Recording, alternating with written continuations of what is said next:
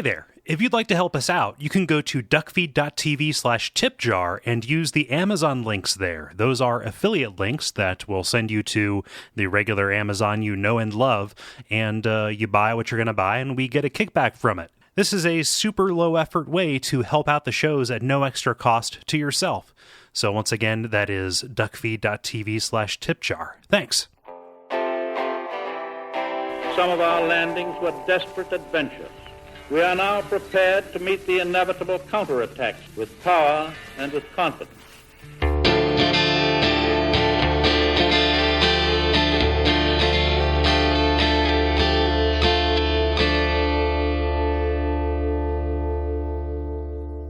Oh, hello. Still alive, are you? I need more patience. There aren't many humans left, I know, but find me every last one you can. We must find a way to surpass our own stupidity. You're one of the bright ones. Don't you see how much this means? Yes. My name is Gary Butterfield. My name is Kole Ross. My name is Bob Mackey.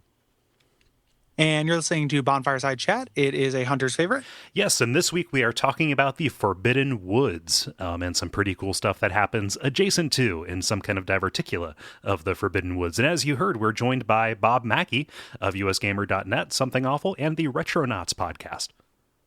Thanks for having me back. I really enjoy the show. Oh, thanks, Bob. We really enjoy and the having network. you. Oh, thank you. No. And as I say, Thank you you for that guys as well. work way harder than I do, so I do feel slightly guilty. It's like, you have 15 podcasts, and it's just like I feel like kind of weary about doing one sometimes, but you guys are really hard workers, and I admire that. Oh, well, that means a lot. Thank you. You're a very frequent guest on the show. You're coming up on the Jeremy Greer number Ooh. of being. I think you're number 2 because you've been on every season of the show. I we've want a had. sash or something mailed to me. Yeah, we'll send you the second place sash after no. Jeremy. As far as numbers, well, you can still ramp it up there if you want to. Better guard that sash, Jeremy. I'm coming after it. Yeah. Yeah. So, I mean, people who are listening to the show probably know Bob, but for people who don't, can you talk a little bit about what you do and then also your relation to these games? Well, I think my favorite thing I do is Retronauts, which is a classic gaming podcast that comes out every week. Go to retronauts.com or usgamer.net to check that out. And Gary's been on it. I will have Kole on it whenever that's possible. But Gary has come out here a few times, so we've managed to get him on. And like I said, I also work for usgamer.net, and we only write about video games, which is great. And what else do I do? Yeah, Something Awful. I've been doing that for 10 years this December. So wow. If you want to check out my comedy writing there, go to somethingawful.com, and I've got like hundreds of articles to read. Some of them are funny. Yeah. Dude, that Minion article, like with the Minion memes, was just sublime. Everybody thank you. That was born of just pure hatred and spite. All the best comedy comes from anger. Like Yeah, that's I what Mr. agree. Show taught me. Like, yeah, and I can't say enough good things about Retronauts. It's one of I've said this before, but it's one of like a handful of podcasts I've listened to every episode of. So, And I do want to correct myself. Earlier, I said doing one podcast is kind of wearying. I love it, but it is a lot of work. So I don't want to make it sound like I don't like doing the podcast. I love doing the podcast so much. It's my favorite thing, like I said, but you guys work like 5 times harder. You have to. And I'm just amazed by the amount of content you put out.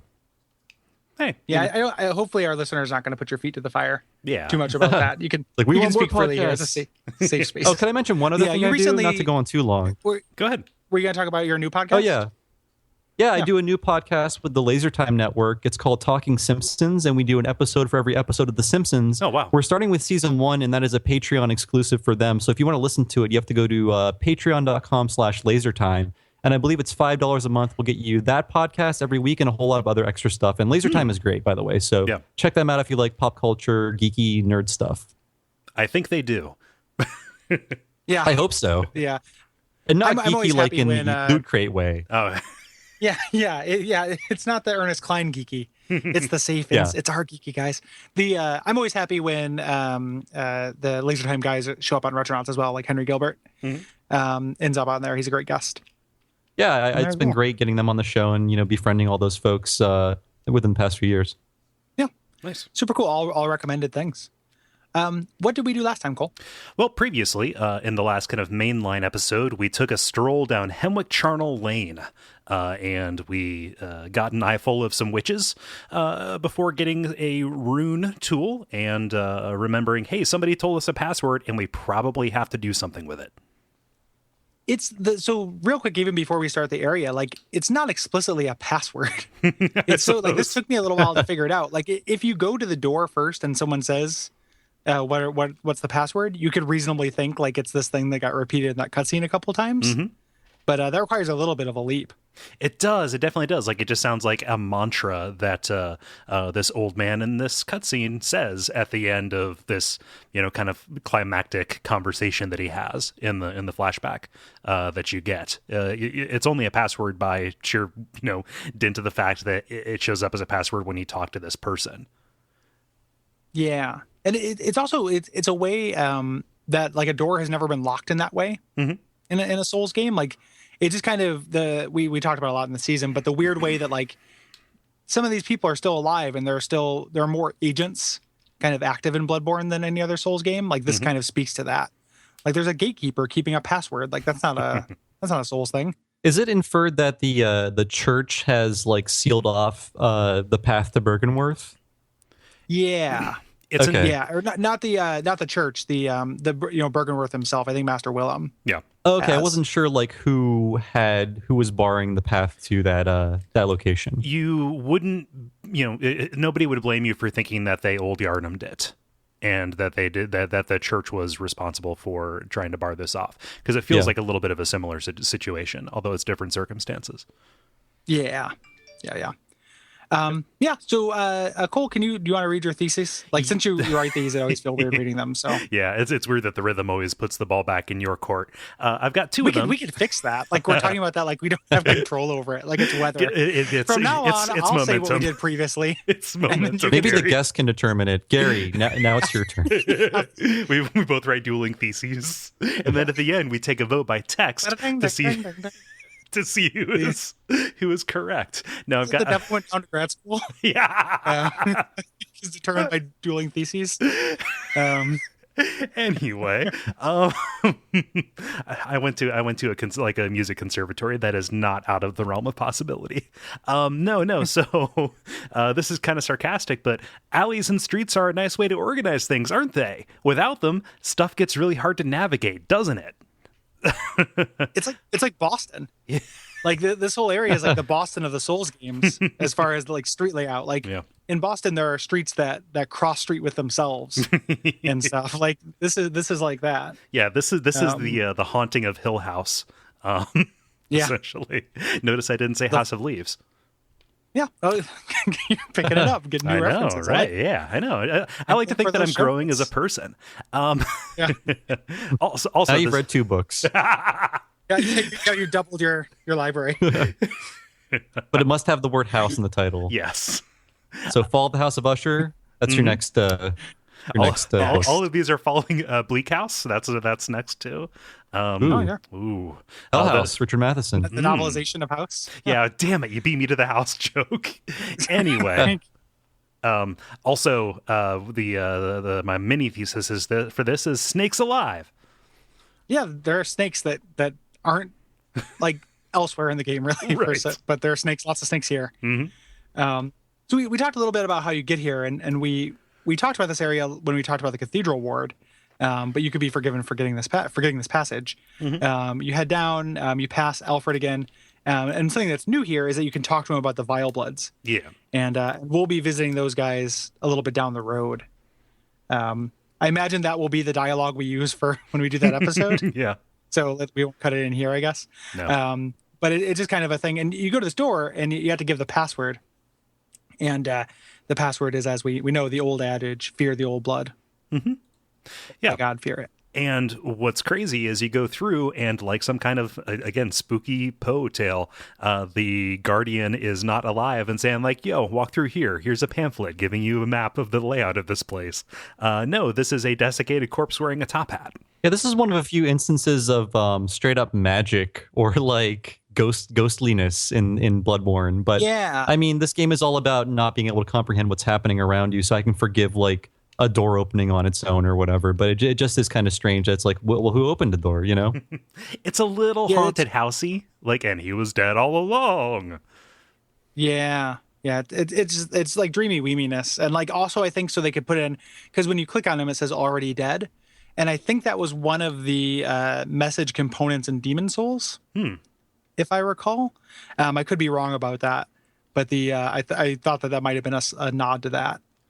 Yeah. But I can't. My memory might be faulty. But yeah, this guy is dead, and he is he's a character. We don't know his name, but he is one of like two of Willem's like trusted lieutenants. Yeah. They talk about. So after they uncovered the holy medium inside the labyrinth, this gatekeeper and somebody named Doris, whose gear we will find later, were kind of set to guard these forbidden woods as like the buffer between Yharnam and Byrgenwerth proper. Yeah. Yeah. And the fact that this area borders with the Cathedral Ward, it's very easy to read this as an extension of kind of the feud or the animosity between the Healing Church and Byrgenwerth. You know, it's not just keeping the Forbidden Woods away from Yharnam, it's keeping the Forbidden Woods specifically, or Forbidden Woods specifically away from the church and the Cathedral Ward. So then you head on down. Yeah, you to had kind of down to the price of snakes and the this kind of there are first plenty area. of peanut statues as well. Yeah, I think those are those meteorites? They have to be, right? They look like growths or something. I don't know. Well, specifically, they look like the tonsil stone, which you get in this area that is a meteorite. Mm-hmm. So I think that's exactly what they are. Yeah, or it's like meteorite dust that's spread and is like metastasizing or crystallizing around these. Some color out of space shit. Yeah, exactly. Yeah. Like that. That's what it reads like to me. But it's very unsettling, especially if you are put off by the idea of holes in things. Yeah, even the plants in this area are pretty creepy looking if you get close to them. Like a lot of the flowers they're very are like weirdly. Yeah, like odd shaped, and some of them are weirdly kind of luminescent, especially a little bit later in this area. Yeah, but the foliage is definitely spooky here. And there's definitely evidence for some kind of extraterrestrial activity at the center of this. Yes, not of this game. He backpedaled quickly, but of this area. Yes, yeah, and the areas it leads to. So this is kind of split up into really three areas, with this kind of approach to all of them. So I guess four. This kind of little overlook that actually gets to the village. On the outskirts. So the big thing of note here, other than just fighting some regular Yharnamites, are traps. There's like this got me, this trap, this first one here, this huge Indiana Jones-esque like swinging log. There's nothing like that outside of the chalices. Yeah, it's really weird. And there's two of them here. Like so, these guys love these things. No, they're up on the campaign platform. Traps. Snakes. I did want to ask you guys if you sensed a Resident Evil 4 connection with this area, because that's why I like this so much. It really gave me a Resident Evil 4 vibe. You were exploring this like this destroyed village with these villagers where things burst out of their heads and there are traps, and I don't know. I just got a very Resident Evil 4 vibe, especially with like how the encounters are set up. It has to be intentional. It absolutely positively has to be.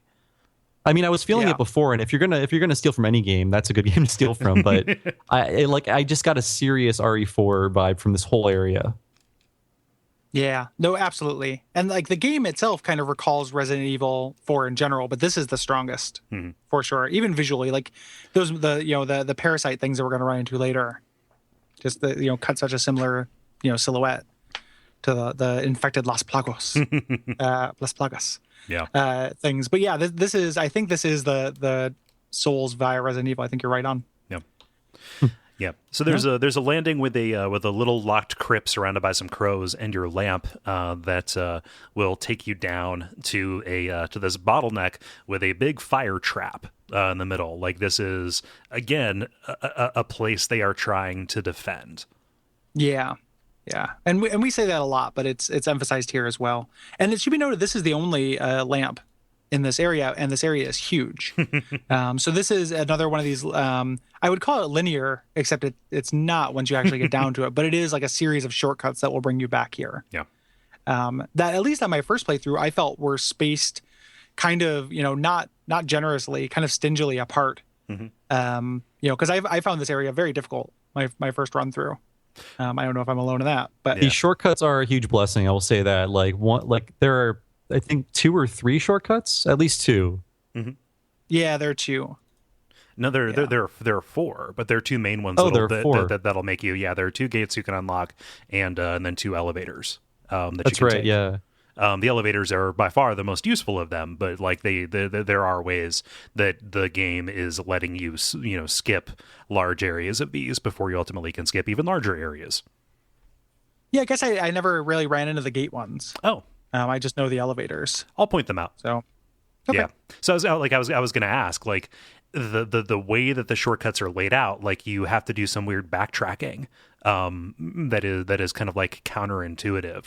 It took me a while to actually figure out that there is a straight line through this. Did either of you struggle with finding the shortcuts that it provides you? I mean, aside from the gate ones. I think it took me a while to find the first elevator because I didn't think you have to backtrack to find that first elevator, and that is a huge shortcut. So yeah. I think maybe I had to get someone into someone's world eventually to see it, but maybe not because I think I did play this before release. So yeah, it did take a while for me to find that one. At my first playthrough, I did not find the second one.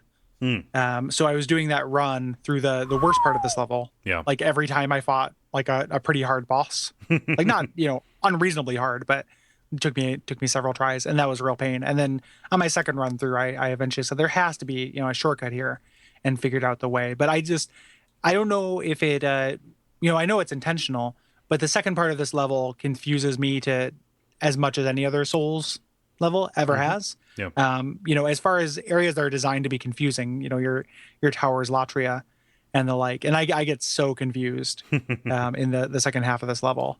Yeah. Yeah. I will say it is helpful on your first few runs when you can just figure out where to go next by the glowing treasures in the distance. But once you get them all, there's no more process of elimination. It's just like, oh shit, like it's all woods.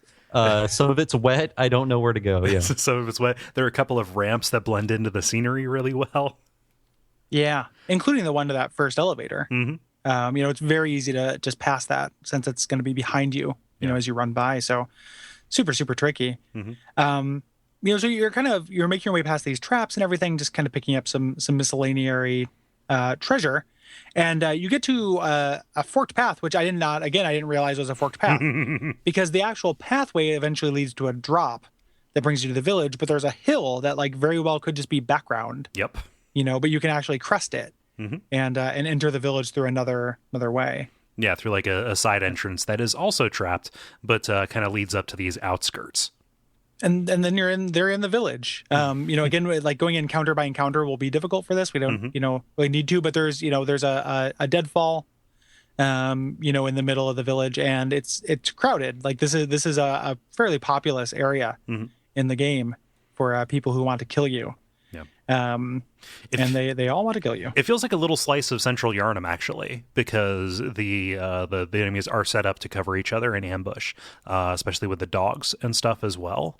We've kind of got away from that level of intelligence and planning in the enemies so far.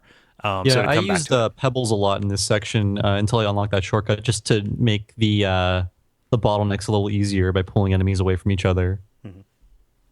Yeah, and the pungent blood cocktail is really useful too. Yeah. If there's ever an encounter that you need to clear, or as kind of an escape button, yeah, you can throw that and buy yourself some time. Yeah. And there are huntsmen who are in varying stages of transformation here as well. Either the large huntsmen who are mostly transformed, or just the ones who have those super spooky wolfman faces. And by like super spooky, I'm using spooky in the internet meme sense. They look like they're wearing werewolf masks. So they're not as segregated as they are in Yarnum proper, where the more transformed ones. the worst ones of those types of enemies are the ones that have what looks like the end of a rake or something. I don't know what that weapon is, but they always just murder me with that thing. They're so aggressive with it, and it hits so hard. And it doesn't look like it has the reach that it ought to. It's that is tough. I think that those guys are just big Spaceballs fans. We haven't found shit. I'm gonna go away. They're plows. Yeah, I think they're like old timey plows, or portions of plows. That makes sense. Yeah, and it makes sense for them to have these kind of farm implements and the like. This isn't all crazy maniacs though too. There is an NPC. You find a little hut with a lamp on it, but there's kind of a twist to this as well. So we didn't do this. What's interesting about this is anytime after you beat Amelia, if you go and talk to a lantern NPC, you'll run into this guy. Yeah. He exists in all spaces. This is just the one where you're most likely to run into him. Yeah. Okay. And this is I was wondering why I didn't, and now I know why. Because please continue, and then I'll talk.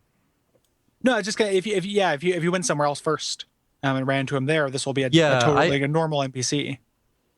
I ran into him in Yarnum, and I was like, how was I supposed to know to come here? I just, talked to this window out of nowhere. It felt like one of the most esoteric things. Like, I never would have gotten this, but I didn't know he warps around or whatever. Again, his legion. They're building in you're more right than you know. Or well, you're more right than somebody who's playing along with now. But yeah, I found them for the first time at the bottom of the cathedral ward, and it is a great way for them to manufacture mystery because I thought the exact same thing you did, Bob. Yeah, like I found a secret. It's really like neat. I found Ash Lake of Bloodborne. Yeah. I love that phrase too. As like if somebody doesn't know what we're talking about, Ash Lake of Bloodborne. I actually missed the Ash Lake of Bloodborne, but we'll talk about that later. I guess. Yeah, we talked about it a little bit in the green room. So what this NPC does, and he sounds familiar to people, but we won't quite reveal who this is just yet. But he gives you an item. He gives you a tonsil stone and says there's a small chapel to the right of the main cathedral that you should head towards, and something good will happen. Yeah. And we'll talk about that, but we're not going to do it right now. A blessing of the Godhead. And so this is a piece of that meteorite that we were talking about, or at least it says so in the item description, and this is like a monkey's paw. It says there's a gravity that prevents its riddance. And also, here's a life hack for you. Never Google the term tonsil stone without putting Bloodborne in there. Oh, yeah. Yeah. Just a tip. There's any body part stone. Like I'm not interested in like. There's no good stone your body can generate. Yep. No. And there's interesting kind of origins of the word too. So I think it's like a tassel stone, like something that looks very similar to that. Actually translates to amygdala, which is the part of your brain, their amygdala that controls fear. Yep. And there's another interesting word origin thing for this as well. I don't think it's actually meant to be. It comes out of your tonsils. Yeah. But that's the trap that Kole fell into. This may sound silly, but was I the only person who thought of this village as like a college town? It's like where the Byrgenwerth bros like have their frats and stuff. I don't know. I'm not even trying to be funny. I just thought I was like, oh, I live in college towns. This is one of them. Yeah, it's a little bit far away from the main city. Because I feel like there's no reason for a town to be in these woods outside of people that work at Byrgenwerth or, have businesses based on people going to Byrgenwerth. It's a bedroom community. They're there for that. Yeah. So there's something in the guide, and I couldn't find anything in the game that supports this. They call these people Yarnum outcasts. Like they've been cast out of Yarnum, but I couldn't find anything for that. And I felt like I do tend to overthink things when I play for the podcast, so I might be reaching a little too far with some of these observations. No, that's what we do.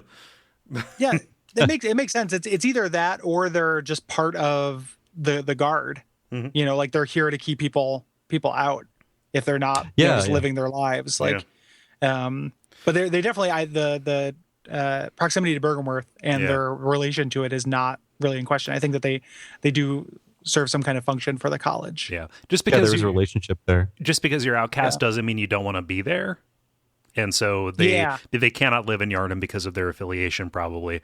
If they're not affiliated with Byrgenwerth, I don't know why they would be so dogged about defending it even beyond, or even in their beastly state, right? Yeah. Yeah.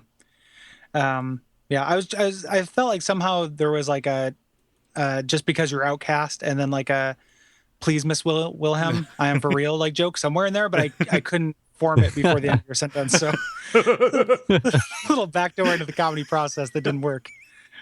For all the listeners out there. Just cross the finish line in the awkward pause. It would be there's that joke. There's a Twitter thing where it's like, I'm sorry, Miss Jackson, but I am for eels. Instead of, never meant to hurt your daughter because I'm just a bunch of fish. Uh-huh. But that like I'm sorry, Miss Wilhelm, I am for eels takes a meaning in this area. Takes a sinister tone. I am for knowing leeches. what happened to these guys. Yeah. Yeah. So if you head up this hill, there's some even weirder stuff. There's a gate that somebody will close on you if you're not quick enough, or if you don't sneak around. All the gates are really ineffective. You can just walk around them. Yep. All the gates, like the walls, are in too shitty of repair to make any of the gates useful, which makes me think these guys are in some degree of hollowing. Like they're closing gates because they know that's what they're supposed to do, but the actual masonry has failed and they don't know. Yeah. That. There's a kidnapper back here who is guarding a corpse that has the Beast Roar artifact. I love the person who is kind of like in charge, the patron saint of these artifacts. What is it? Insolent Izzy or something like that? Oh, no, Irreverent Izzy. Irreverent, yeah. Hey, she says what she thinks, guys. Yeah. Should I have sugarcoat it for you? Kid. Yeah. Did you guys get any use out of this thing? Like it's one of the first hunter's tools you can run into. In the game. Nah. I never used the quote unquote magic or sorcery in the game, so that's what it's for, though, right? Mm-hmm. Yeah. I never really touch it. I will at some point, but like it's just so tempting to do strength in this game. Yeah. It's by far the easiest, or strength is by far the easiest and oftentimes most fun, I think, for me. Like my arcane build is not very fun. Yeah. In this game. Like I don't think the spells are that great. This one is like, it's fun to be able to do, you knock foes down with it, and it's cheap. Like it doesn't cost very many bullets to use, but it's still like it didn't become a staple for me or anything like that. Yeah. It's cool that it appears to be a severed hand, and this is something that was created in order to mimic the behavior or properties of one of the dark beasts, which we're going to talk about a little bit later. Yeah, we'll run into those guys. Yeah. There is so there's kind of this stream that you can go through here. That's kind of the critical path, and a roof above it where guys are going to throw firebombs. If you're smart and tricky, you can kind of get up there and take them out in advance. Yeah. And the stream is full of these dead things. But let's talk about the path that has all the dogs. Yes. So you're back there, behind the kennel, and this, like you would go back there in order to get around the gate if it closes. Up on the roof, there is a white hunter set. A white church set, which is kind of like surgical garb that talks about members of the healing church who kind of oversaw the hunters and were kind of like the evil mad scientists who experimented on people in order to figure out what this is. And we're going to go see one of these people. Yes. Yep. Which you wouldn't necessarily expect. These dogs are locked up, and something happens, then all the cages open. I don't know what that event is. Like I went through the first time and I could kill them in their cages. And then when I came back, the cages were all open. Oh yeah, when I played it last night, I was expecting the cages to open or something to happen, but I was just hacking them to death inside the cages. And I'm like, well, I don't know what I did right this time, but okay. It behaves differently than the kennels in Central Yharnam. Yeah. Yeah. It's they never burst open with the dogs there. I would just show up and they would happen to be hanging out. Yeah. Like the dogs were already able to get out. I have no idea what happened. And it should be noted, like this is really well hidden. Oh yeah. You can see the dogs, but again, there's just this kind of camouflage little path that leads to a cave that is just full of skeletons, carpeted with rib cages. Yes. And you head down this, and there's this like vast subterranean kind of lake, like shallow lake. Yeah. Filled with giant tombstones and naked church giants. Yeah. Are these guys in any other part of the game? Not outside of like Chalice Dungeons, maybe? Yeah. Maybe Chalice. They may be in the Chalice dungeons. Yeah, they're not the same guys. Like they definitely, because we run into some weird giants later, and it's not those guys either. Mm-hmm. Like they're definitely church giants. They have the same moves and the same face. They're just neuter. Mm-hmm. And then these leeches, and this is a huge upgrade. A rune party and Bloodstone party. Yeah. If you explore this lake. Yeah. This lake, which happens to also be poison. This is a slice of 5-2 in Yharnam. Yeah. Yeah.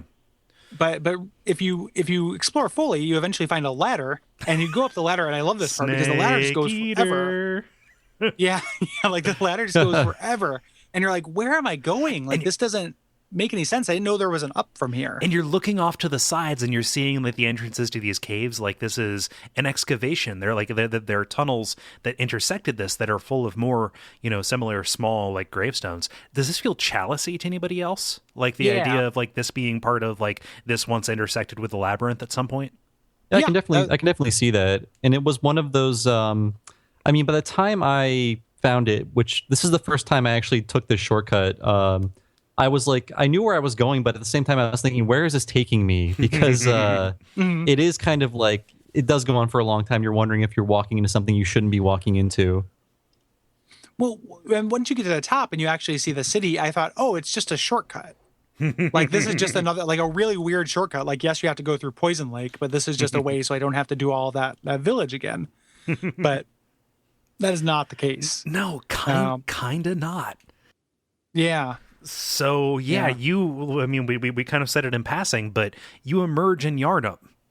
Like you see the same skyline. Yeah. You are right by where you started the game. You pull a lever to unlock the gate that you couldn't get through before. You're in the graveyard right outside of Yosefka's clinic, but now you can get around like kind of the rooftops behind it. Yep. And make your way past the brain sucker, and you actually get inside the clinic, and it's super spooky. Oh yeah, just the presence of those brain suckers tells you something bad is going down, and I just have a natural fear of them after having finished the game once because they sucked away maybe like 30 insight from me over like one play session. But now, I don't know when they implemented this, but I haven't played for a month or two, but I noticed that they give you insight refunds now. It's like ethical like consumerism in Bloodborne. But after you defeat them, you get your money back? Oh, not from the enemies, but if you can't summon someone, you get that insight back, which never happened when I was playing the game the first time. Huh. I don't know how long ago they implemented that, but that was completely new to me. Yeah, that's a kindness. That sounds like something they would have put in when they raised the blood vial and bullet limits. Actually, I think it was actually after that. It's the most recent patch. Oh, and it's one of those that's just like miscellaneous weapon adjustments. Like you don't get a lot of detail, but that's one of the few bits of detail. Oh wow. In it. The main thing that I think that's spooky about Yosefka's clinic when you come here is anytime I see abandoned wheelchairs or wheelchairs on their side, like that's my signal that like something spooky is going on. Like there should be like one wheel spinning with it for no reason. Yeah, just slowly. I'm the same way with kids' bikes. Oh yeah, kids' bikes are good too with that stuff. So you're here and you can kind of wander around, boop-a-doop-a-doo, Yosefka, where you at? Because at this point, if you'd been coming back, we talked about this a little bit, but Yosefka, starts off, she's a solid bro. She gives you some of her blood. She's really kind. You come back, she's a little sketchier, and she's like, please send people here. I want to help them. Yeah, exactly. It sounds a little bit more sinister. And if you look through the hole in her window, you can she's holding a weapon at that point. But you run into an enemy we haven't seen before that will turn out to be like monumentally important to the story. Oh dear God, yeah. I didn't run into this guy in that area for the first time. I ran into him in the woods, but I was so afraid, having fought the mushroom guys in Dark Souls. I was like, this must be the most powerful enemy in the game up to this point.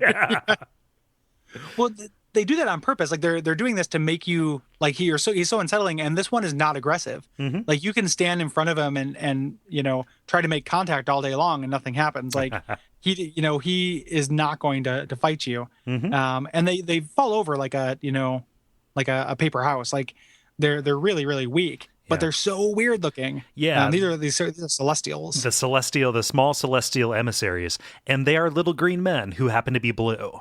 Like they look like something out of a different game. This is what tells you, okay, the thing about werewolves, this is not what Bloodborne is really about. There are now aliens, and I need to rethink whatever is happening around me. Whatever my thesis was. If this is the first place that you've come to beyond, or before you go deeper into the woods, this is your wake up call. Also, the fact that, this is something that is standing in the same room that Yosefka was. Like, if you open the door that is in there, you go down to the lower sick room, right? And when you kill this thing, it drops some of Yosefka's blood, which is reason enough to believe that this is what the original Yosefka was turned into. Yeah, which is like super spooky. And if you haven't been following advice, or if you're like me, the first playthrough, and you sent a couple of people to the clinic, you'll run into more of these things wandering the hallway, and they all drop items that are indicative of the NPC you sent. Yeah. So you put together anybody you send here is getting turned into one of these things. So is there a benefit to just killing everyone via Yosefka? Do you get anything super rare from these guys if you turn all the NPCs into little mushroom people or alien people? No, you get whatever, like you get an item from them a little bit sooner than you get, but it's not like, so like the old woman who you can have go to the chapel or here will eventually start providing you with sedatives. If you send her here, her alien corpse will have a sedative on it, so you get it a little bit sooner rather than getting a few of them. But generally, there's not really an advantage to doing it. I think you're just meant to like feel shitty for having done it, with the one exception of like an NPC we'll run into later. Also, something else really important that you find here. Yes, the Canehurst summons, which is a letter that was addressed to you. Yes. And you can make the leap that you had this on you when you got to Yarnum. And that's why it's here. That's what drove you to this area, is because you probably were trying to get to Hemwick. Yeah. You just don't remember it because, again, you woke up with amnesia. Yeah. And I was telling you guys, my first playthrough of this game, I did not... I think what happened was I found the subterranean cave and I turned back because I was like, okay, these guys are huge. I'm going to come back when I'm better, equipped. Then I just forgot about it and I finished the game. So right now I have an entire Bloodborne level I haven't played yet. So my review is officially unethical. You can just discount anything I ever said about the game. Collusion. I call collusion because I on only you, sir. played 90% of it. So it's faulty. Yeah. Why can't somebody hold you to standards? Like maybe not just somebody, but like some group. Once this gets out, I'm ruined. So I'm packing my bags already for Sunday. Yeah. Roberto. But yeah, the Canehurst is the area we're referring to, and we're going to talk about that a bit later. But it is the big optional area. Yeah. In Bloodborne, and one of my favorite areas in the game. And I called it the Ash Lake of Bloodborne. I don't think it's that well hidden, but it's still a substantial area that you can miss. It's more substantial than Ash Lake because there's like things to do there. Right. I guess it balances out because level. it is. Yeah. Yeah. Oh God, it's beautiful. Yep. It is both aesthetically and narratively pleasing, but also gameplayly pleasing. But yeah, so you Canehurst is probably going to be fresh in your mind if you talk to Alfred on your way down here. But no, this is non-transferable, so you can't go back to him. But we'll solve that problem just a little bit later now, won't we? Yes. And I noticed the invitation. There's no +1. Kind of rude. So stingy. Just trying to save on the crudité. Yeah. Well, we've seen the rotting piles of crudité. There, we don't need it. It's like the kitchen, or it's like the dining room from Maniac Mansion up in that place, just rotting pot roast. Stuff in your teenager pockets. There's another exam room you can go to, kind of at the other end of this spookily curved hallway. I don't know if I've seen that's weird. I don't know that I've seen a curved hallway like this outside of a hospital. So it's pretty weird that those big curved hallways are meant to roll these gurneys down. There is a chest with an upgraded communion rune in the back there. Again, communion, the idea of taking blood into you, totally literal in this case, and a legit alien autopsy happening on a gurney there. Yeah, and Riker's standing there narrating the entire thing. Yep. And if you start heading towards the back and head towards Yosefka's office, or New Yosefka, Fosefka as the internet calls her, Neo Yosefka. She'll say listen, you don't need to do this. You should leave right now. We can keep our arrangement. Yeah. It's pretty chilling.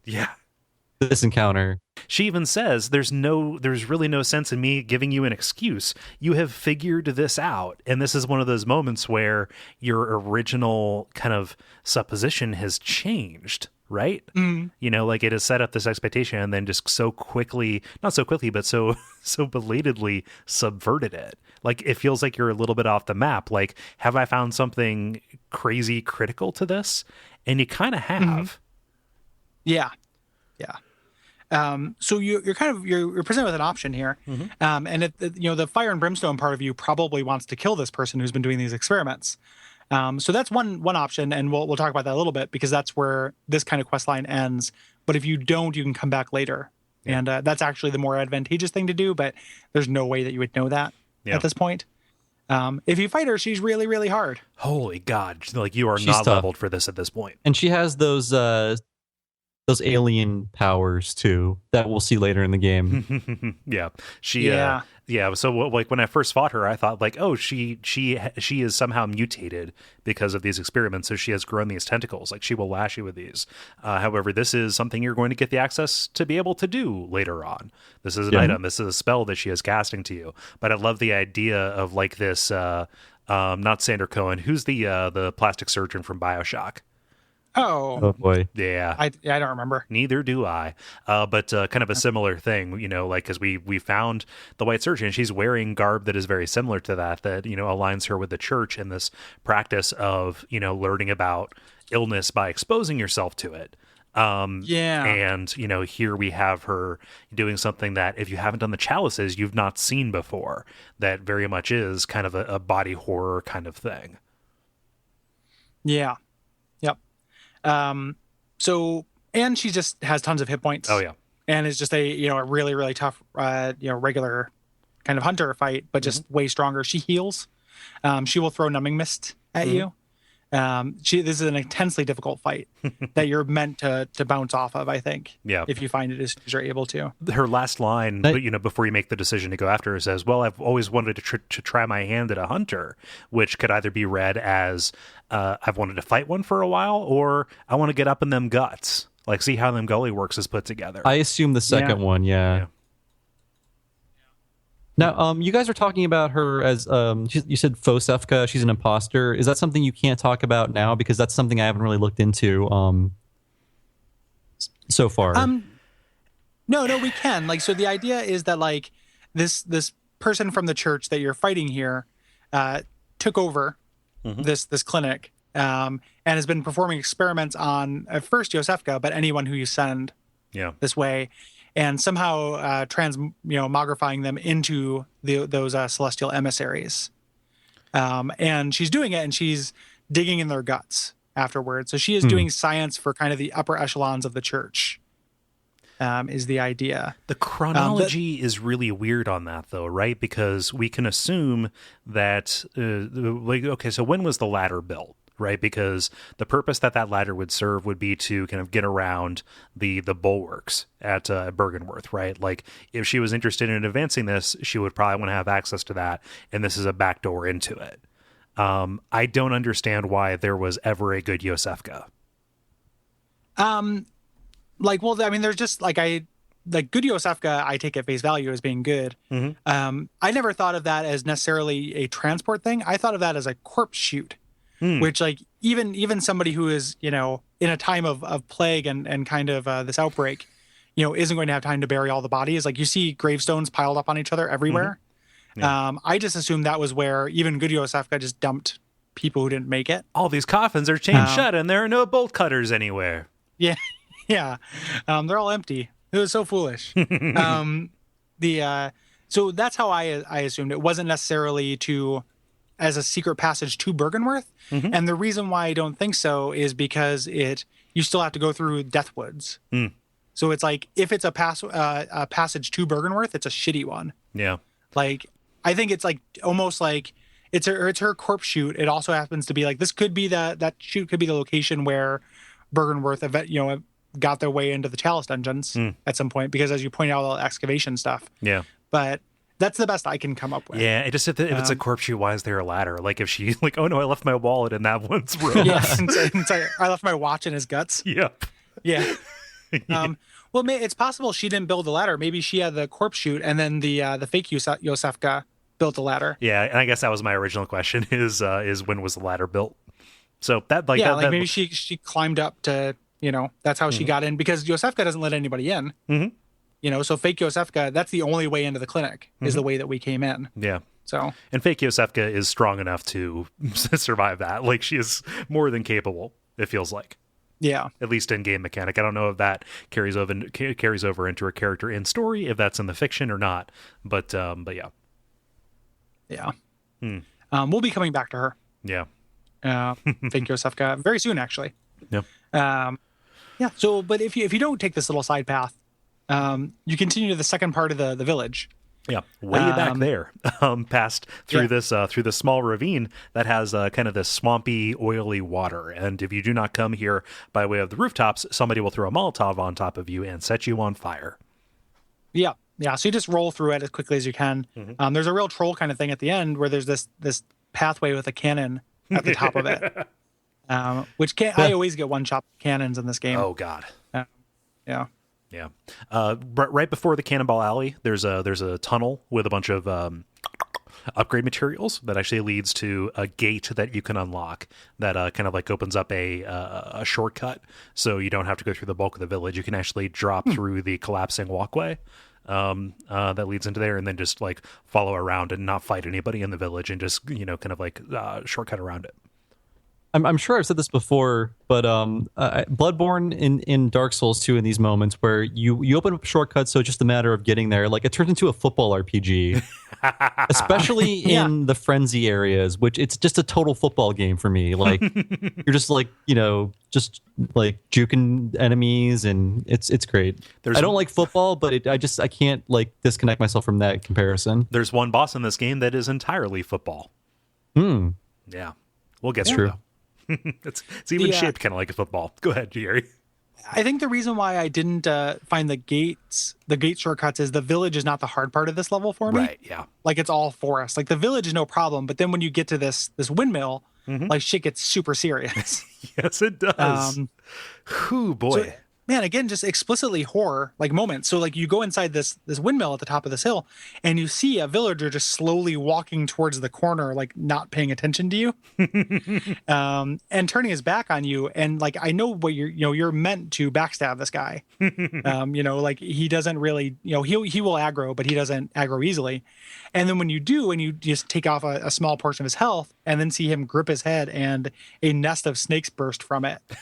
Like, that is your signal, like, oh shit. Like, and it's based on what I've played of the game, being full of snakes makes you more resilient. Oh my gosh. Yeah. So resistant to every kind of damage. I've tried everything. Like Yeah. And do you guys think like these guys are just filled with snakes, or just like snakes in a man suit? Because I feel like there are snakes going deeper than the head. I'm expecting it to walk up to me and say, take some sugar and put some water in it. Like, this guy is the antagonist for Men in Black. He is nothing but bugs and snakes inside. Yeah, he's definitely. It feels like they're full of snakes. Yeah. They summon snakes. They talk to snakes. They're more snake than man.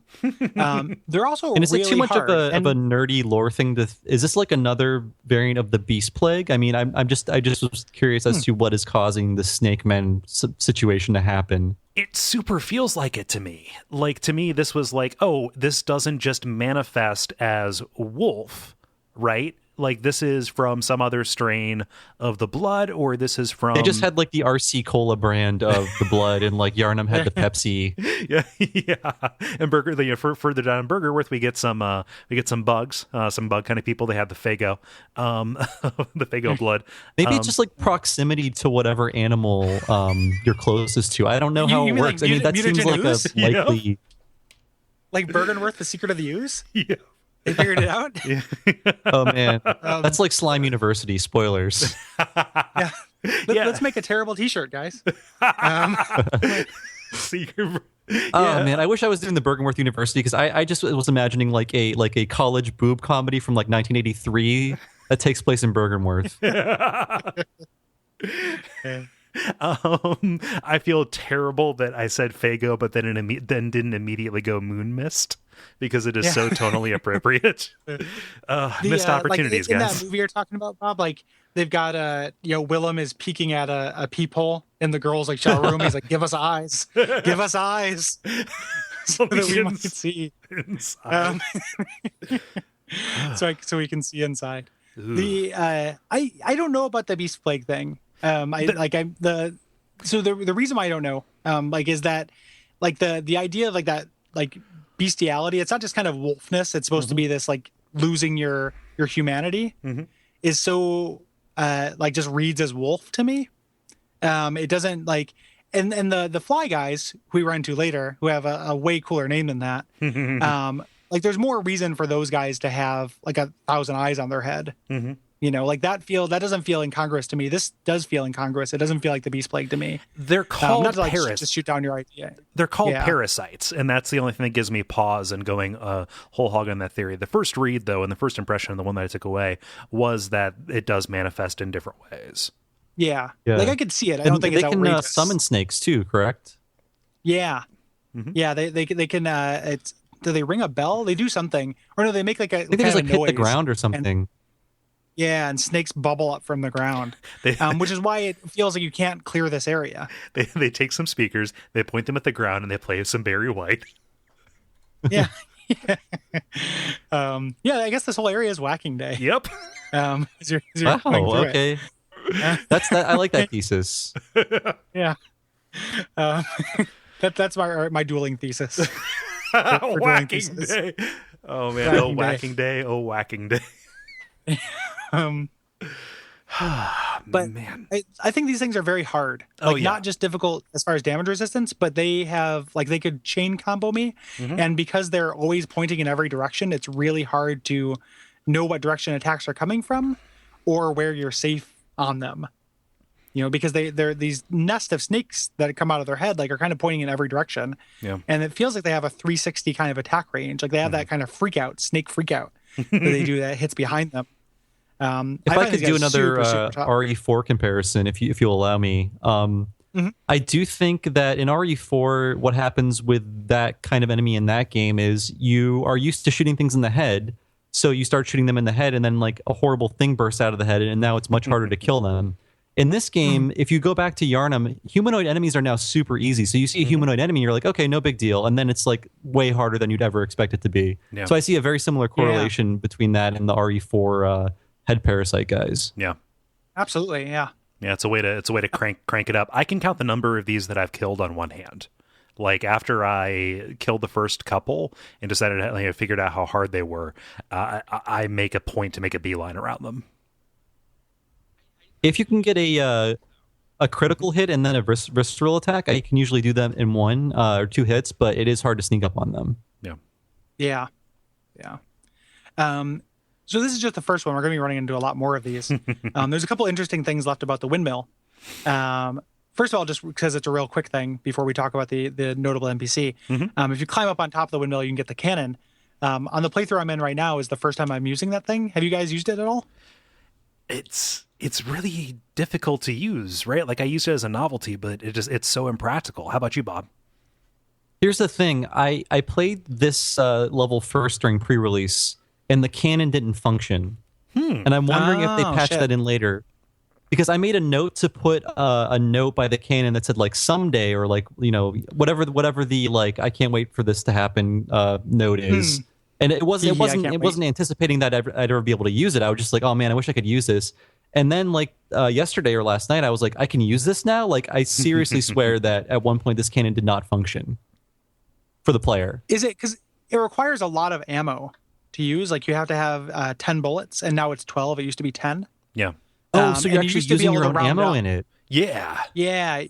I didn't realize that. Okay, maybe I just didn't have ammo before. Or not round up, round down. Like if you had one... Initially, like you didn't have to have the full complement, but now like it takes 12. Like an out of the box hunter can't use this twice. Right. You have to have runes if you want to use it twice, and you'll never be able to use it 3 times. I guess it doesn't tell you that it's using ammo from your inventory then. Yeah. Yeah. It just says operate. Yeah. Wow. Okay. I learned something new. Okay. Yeah. But this is something you pick up and you're walking around like Rambo with it. It's awesome. It's so amazing. So you're using it, like, what's the context? Like, are you keeping it just in your offhand and then using it like in case of emergency? Like, what's the deal? Bosses.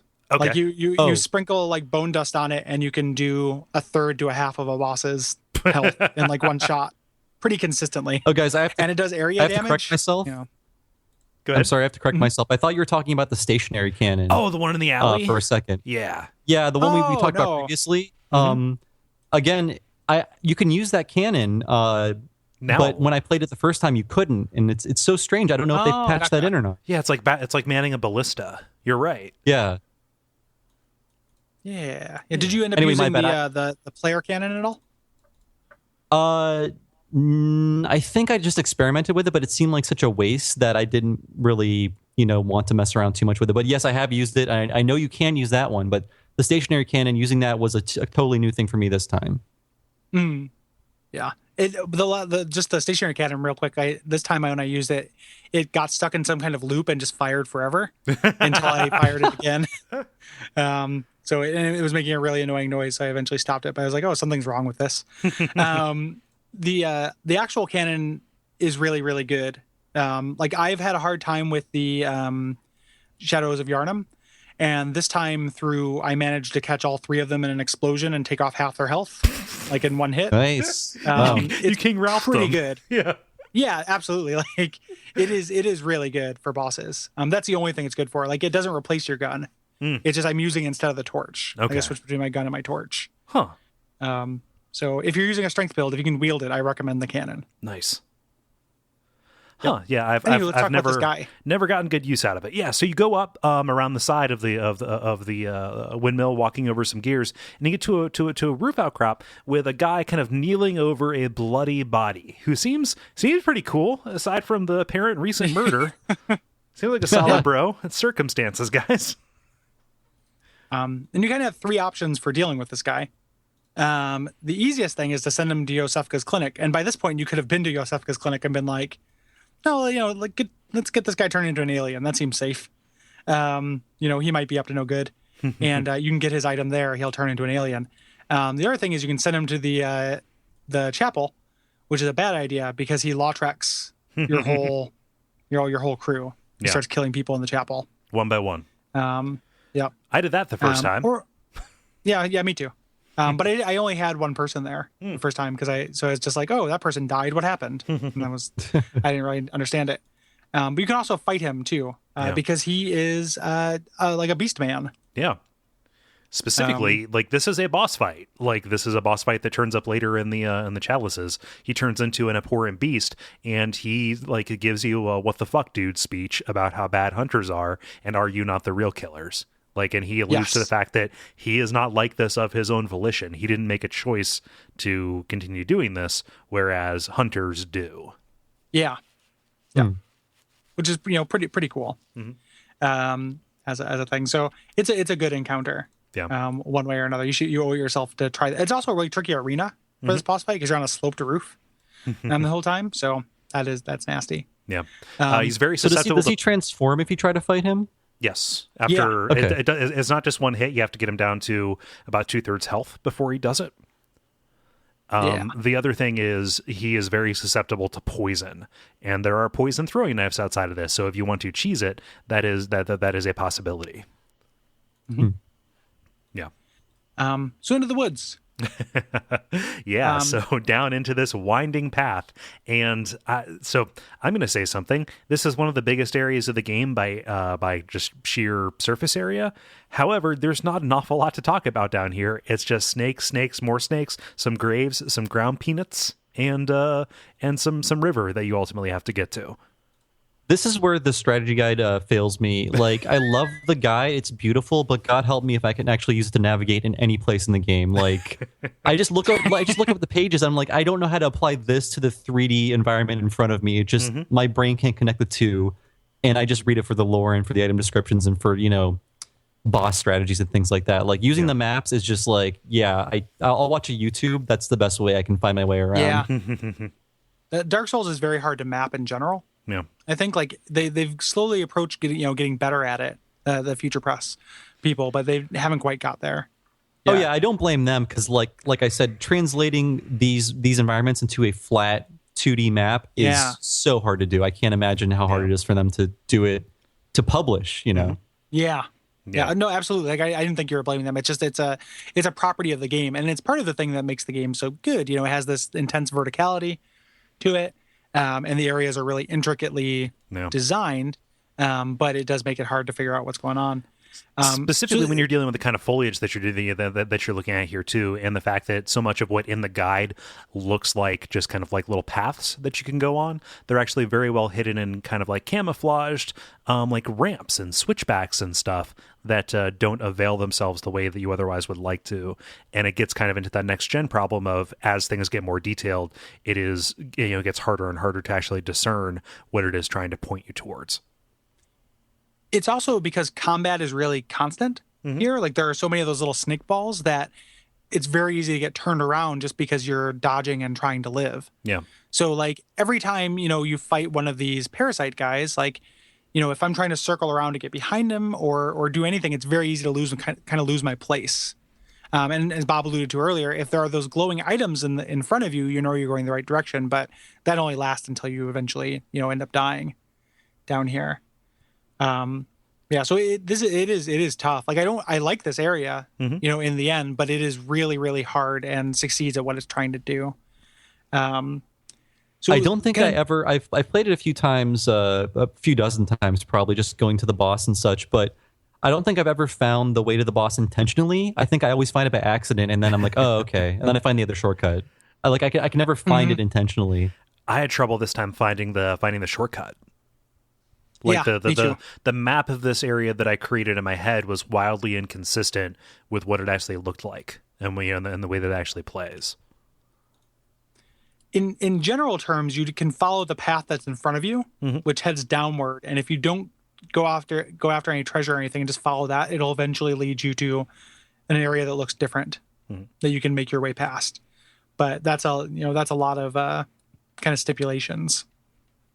So let's just talk about a couple things you find here. Like we're not going to spend as much time talking about this as is commensurate with the amount of time you spend here.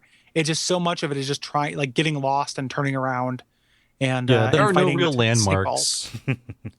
There's that one giant tree that brilliantly looks like a giant mass of snakes. Like from a distance, it's like, oh, that's the biggest snake in the world, and then you get a better look at it, and it's a giant mass of branches. I was worried that it was one of the like a hydra or something, like the Bloodborne version of a hydra. This does feel like the garden. This does feel like Darkroot. Yeah, and even some of the plants have the same silhouette as bunches of snakes. In this, like it's really, really well made to make you constantly looking in the periphery of your vision for snakes. Yeah, I find that locking on in this area, just like clicking the lock on button before I run forward is helpful because you can barely see the snakes in the grass because the grass is always moving. The snakes are the same color and they can take you by surprise, and they can also like slow you down if you're fighting something else. So they're not hard to take on one by one, but if they sneak up on you, you're kind of dead. If it was a snake, it would have hijacked your body. Yeah. I'm imagining like kind of a Deadly Premonition style climbing into your mouth. Oh God! It's a flashback to like some other podcast that you also were on. Yeah, that's true. Huh. So there are a couple of runes you can get here, and they are actually versions of each other. So there's the deep sea runes, which allude to the idea that in this dream language of the old ones, large volumes of water are like the bulwark guarding sleep. So the idea that there is this barrier between the sleeping, vulnerable mind and these crazy truths that are trying to infect it. I don't know what that has to do with poison resistance, but it's there. So, or frenzy resistance, or the other resistances you can get. Arcane resistance, I think, is another one you can get here. Yeah, because there's a bunch of them, and that's explicitly Lovecraftian. Yeah, this idea of a gigantic body of water hiding this giant sleeping god. That's Cthulhu. You can find this Graveguard set here, which is a really useful armor that is super ugly, so I don't like wearing it for fashion porn reasons. But this guy's a character. Like he is. This is one of Willem's lieutenants. Yeah, one of two, or what is his name? Doris. Dorn. Dorn. And he was sent with the other one of Willem's lieutenants to go into the labyrinth, go into the chalice dungeons, and they both went mad. Yeah. And came back, and then he was set to guard the forest. Yeah. So the forest and the scores and scores of bodies buried within. Yes. Yeah. So this is part of the duumvirate that is alluded to by some of the by the dyad that is alluded to by some of the armor that you find in the chalice dungeons themselves. Mm-hmm. Yeah. Yep. Once you get near the bottom, there's this canal. I too thought it was a cave, but it's actually like a ravine. Like you can see the ceiling from here. Yeah. Full of these celestial emissary things that we've seen in Iosefka's clinic, including like the next level ones. Yes, the ones with these tendrils growing out of them that will do ranged attacks, which, after Iosefka, I treated these like they were going to be pushovers, and they are totes not. No, yeah, this is my first encounter with them. So the initial ones are pushovers, but the guys that use sorcery or whatever you want to call it, they can really blast you. Yeah. So super nasty. And this makes me kind of think that it is a color out of space kind of thing, because this ravine is also full of just a tremendous amount of like alien looking fauna. Like the tendrils that are growing out of these things' heads appear to be growing off of the rocks and such themselves. There's an awful lot of bioluminescence happening, in the corners of this place. And there are certain growths in the forest I noticed that look like these kind of slug-type creatures that I'm sure we'll see later in the game. I don't want to spoil anything.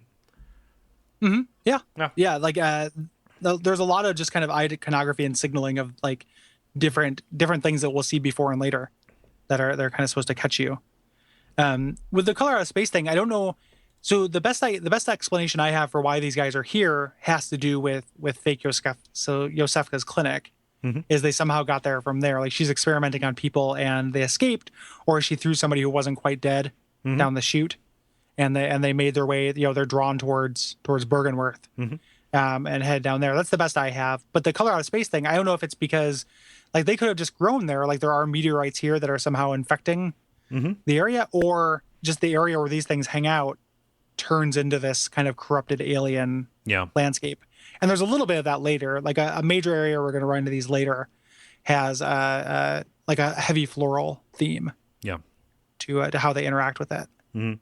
So it's funny that it works both ways. Like the causality is like two-sided. Yeah. Yeah. They give you the anti-clockwise metamorphosis rune if you follow this ravine to the end, which is gives you a boost to your endurance. Yeah. And it's a pretty good rune. Mm-hmm. And alludes to kind of, if you haven't guessed it, transformation is a theme in this game. And there is a sect that is trying to do it intentionally. Yes. Yeah. There is a large ravine that is kind of like overgrown with trees and these exposed roots that is presided over by a boar that you can go down. And then beyond this is a kind of stairway leading either up to this forbidden kind of like gravesite with a kneeling body and one of these metamorphosis runes, or down to the boss fight arena. Yeah, and there's actually two boars. Like there's one kind of off to the left and one to the right. Yeah. Again, like, and we're searching for our channelers in this game. The boars are not that. Nope. I don't know why these guys are here at all. Like, it doesn't even seem that hospitable. Like they can barely fit in this place. I think it just grew up and was trapped. Yeah. Aw. No, I'm sad. So you make your way through. There's the path to the shortcut is somewhere around here as well, which you definitely want because you'll probably bounce off this boss a couple times. You head down, and then you head down these stairs and you run to the shadows of Yharnam.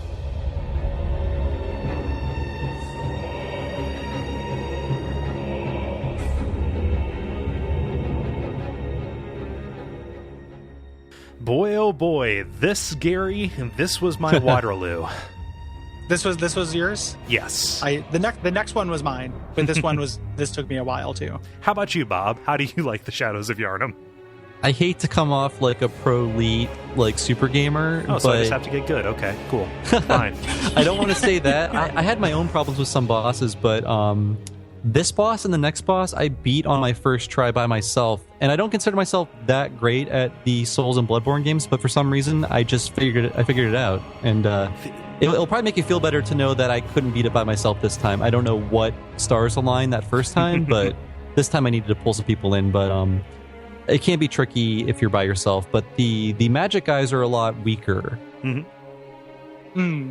Yeah, we should explain who they are real quick. Who the guys are? Oh right, yes. Is that it's three kind of ring wraith looking guys. Yeah. Who fight, and it's the boss fight it most reminds me of are the grave robbers from the DLC of Dark Souls 2. The three dudes who are dressed up in the greatest hits armor from previous games. But these guys all have kind of different movesets. There's a straight up mage. There's a half elven fighter mage, and then a fighter samurai guy. Yep. And they all just kind of cover each other. And they're humanoids. Like, you can parry these guys. Yeah. You can fight them normally, but the trick is that you're fighting a lot of them at once. Yeah. And each of them, like, aside from, like, the samurai is a little bit easier to deal with. Like, him getting a hold of you is less kind of catastrophic than the others. I think that the dark horse in this is the half elfin sorcerer bard or whatever, who does a little bit of both, because his candle that he carries lets him turn into what was always for me a one hit kill flamethrower. Yeah, it's very easy to get stun locked in that flamethrower. Yeah. And the pure mage also does kind of like a spread shot of fireballs that will track you. Yeah, if you don't watch out. So the big thing is there are these gigantic gravestones, and you want to be kind of constantly circling. Like, it's the same thing as when you fight the gang squad from Sunken King, is just always have guys chasing you and just get on the other side of this gravestone and then kind of make your stand, you know. And the first time I beat it, that's entirely what I did before I was introduced to the canon this time. It's also like a really popular co-op spot, just because anytime there's more than one boss, yeah, you know, it kind of makes sense to bring people in. The twist of these guys, though, is as you take down their health, they mutate and gain powers. These guys start snaking up. Yep. So they have 3 stages. The first one, they just kind of use snake arms to, like, attack further. You know, like they can kind of throw their sword a little bit further and stuff. And the spell guy gets more spells. But the third stage is a real son of a bitch. God, this is like, this made it feel impossible to me. This is where I got, like, you know, it's bad enough if you're like, okay, so if I get an enemy down to like 2/3 health and I die a bunch of times, I just think, I just haven't figured out the trick to this yet. There's a way that I can economize this and figure out the pattern. But when it's one of these situations where it feels like you're on the edge of victory and it gets so hard that you constantly die right on the doorstep of victory, that is incredibly demoralizing. Because what happens here? That was me and Fume Knight in Dark Souls 2. I believe it took me maybe, I'm not even kidding, between 50 to 60 tries to beat him. And then once it happened, I was like, I'm never doing that again. I'm happy that I did it, but it will never happen again. Yeah. So what happens is they kind of grow snake heads. Like, they turn into that one like bad guy from He-Man. And they all of a sudden can attack anywhere in the arena. By summoning gigantic tremors like snakes. Yep. Like, giant snakes come from the ground and will attack you and probably one-shot you. At this point, like, if you can't dodge them, and you can't really do anything about them. It's like an area effect spell that wears off. Like, you just kind of have to endure I've actually never seen that happen. You should check it out on YouTube, because it's pretty cool looking. It's pretty metal while still being obnoxious to fight. Yep. I mean, this time I have seen new grab attacks and things like that, but I haven't seen that move pulled off in my game yet. Well, I think it's the window in which they can do it is the smallest one, because they switch to second phase pretty quickly. Yeah. And if you're doing a lot of damage, you can actually, while they're transforming, they're vulnerable.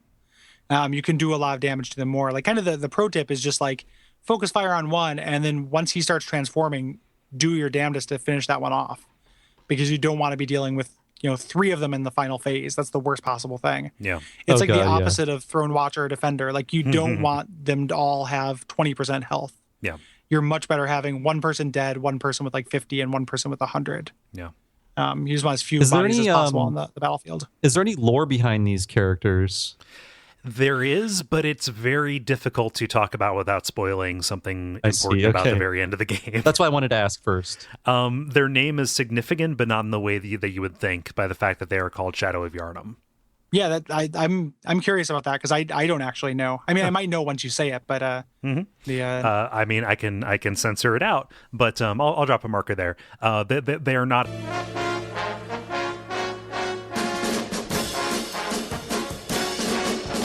The reason why I wasn't sure about that was because when you kill them, they drop this this rune, this Blood Rapture rune, which makes an explicit reference to Cainhurst. Mm-hmm.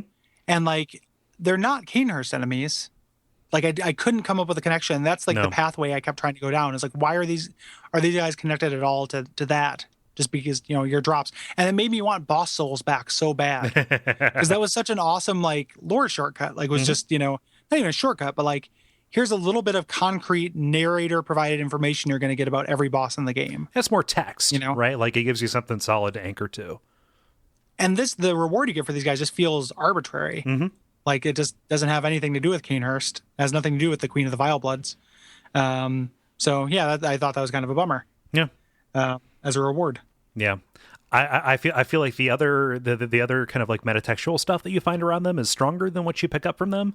So that makes it kind of annoying that you pick up something so unrelated. No. Yeah, I think you're right. I think it's just the metatextual stuff. At the time you face them in the game, you don't know about any of that. Yeah.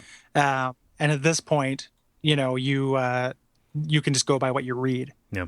At the time. Yeah. But, if you want a life hack for these guys, you can carry your bagel sandwiches to work on an old DVD spindle. No, you can. They're incredibly susceptible to bolt damage. So if you have either the Tonitrus, which you can get by going to Yahar'gul, or if you have bolt paper, you can take them down relatively easily. So that is ultimately what enabled me to beat them the first time and also this time as well. Even more so, if you have the Shaman Bone Blade, which you can find in Chalice dungeons, if you've been doing Chalices the way that I think they're intended to, rather than the way we did it and save them up until the end, you can make them fight each other for a while, and it's really great. Like if you bring in 3, that will fuck up their shit significantly. If you Bone Blade the guy who does the flamethrower, he can do serious damage to his friends. It turns it into a Doom encounter. Wow. Yeah. And after you beat these guys, you're open up into Byrgenwerth, which is what we're going to be covering next episode. We're going to be covering Byrgenwerth and the jail, which is part of the Yargol, the Hidden City, which we possibly could have gone to already, but we haven't talked about. And the guest that I want for that I have semi-lined up, I'm still waiting for confirmation, so I won't say. But if it works out, it will be cool. And if not, I will find a different guest. Yeah, we'll watch the social channels. I want to tell the listeners, get ready for laser centipedes. Yep. Those guys are back. Well, because we did the Chalice one, so we ran into those guys earlier than their first appearance. Oh, I forgot. I forgot you mentioned that. Man, I can't explain those enemies, but they're cool. Yeah. I'm looking at a first encounter with them. Good. I'm looking at a picture of one right now. I don't know that I could describe one, and I feel like I'm pretty good at describing things. I think laser centipede's pretty good. It's pretty good, yeah.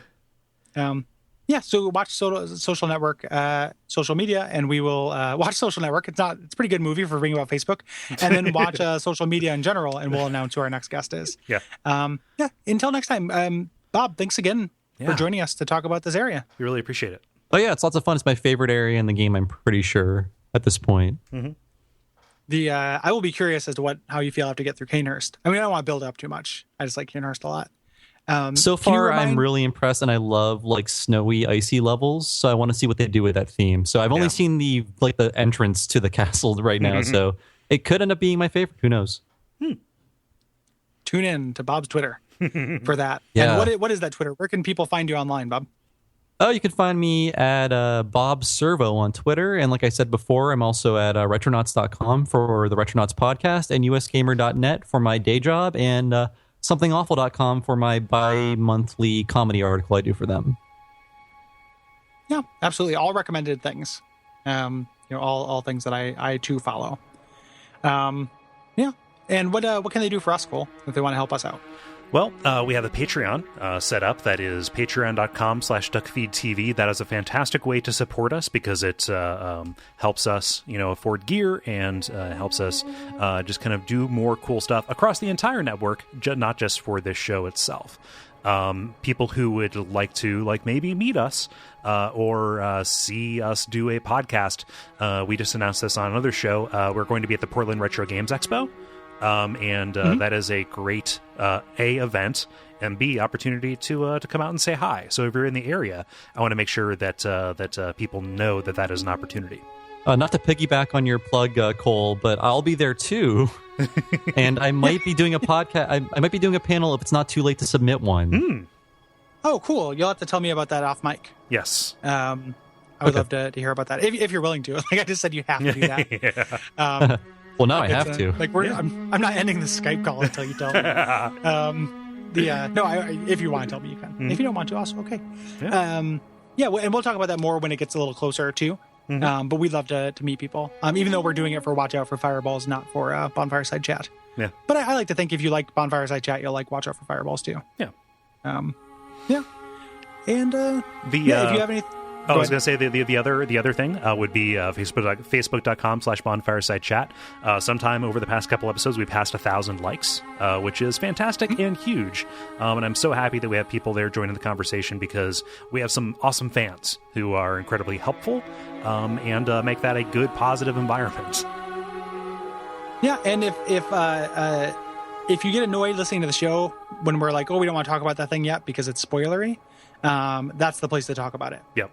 So you can head on there and ask us questions after the spoiler stuff, and we will know that you're in the know, and we'll talk to you about it. Oh, also a warning, after Byrgenwerth, which you can write in about at duckfeed.tv/contact, the spoiler coverage is going to be off, right? So yes, that is the point of no return. That is the wall.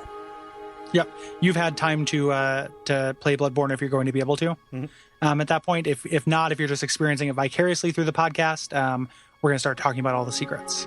So as they come up, it's not just going to be like, in the beginning, there was the healing church, and just go through everything. But we're going to stop being cagey at all. Yeah. I also feel like Bloodborne is a hard game to spoil out of context. Yes. So not to excuse people being spoiled or anything, but I feel like it's a hard game to spoil people on. Yeah, I would agree with that. Because nothing makes sense on its own as a statement, and it does that kind of switch, like we've been talking about a little bit, where the game is secretly not about werewolves. So a lot of things that pop up in the first half of the game don't necessarily have direct bearing on the things you would spoil. Yeah. So until next time, Cole, what should they do?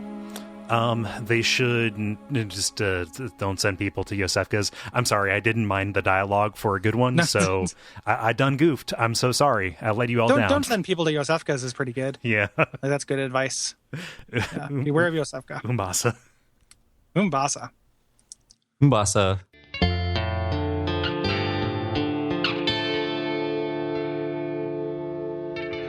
And we all pray that we will have far more soon.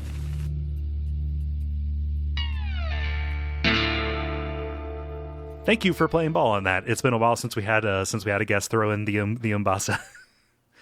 Oh yeah, I like when you guys do it on Watch Out for Fireballs. It's nice.